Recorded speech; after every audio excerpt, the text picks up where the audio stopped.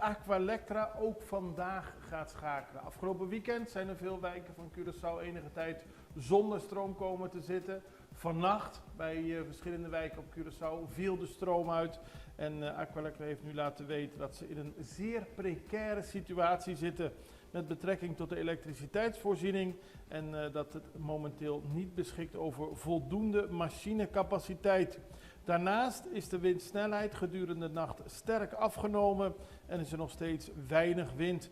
Als gevolg hiervan is de productie van de windmolens erg laag en hebben de batterijen van Aqualectra na gisteravond geen gelegenheid gehad om opnieuw op te laden. Kortom, er zal weer worden geschakeld. Dat is vanochtend inmiddels al begonnen. Er zijn verschillende wijken zonder stroom komen te zitten. Zoals Julianadorp, Groot Piscadera, Juan Domingo, de Savaan, Cascoras, Semicoc, Cerulora, Santa Rosa, Noord Santa Rosa, Abrahams en Francia.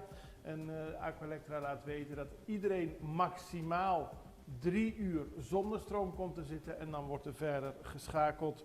Hou de Facebookpagina van Aqualectra in de gaten om te weten wanneer uw wijk aan de beurt is.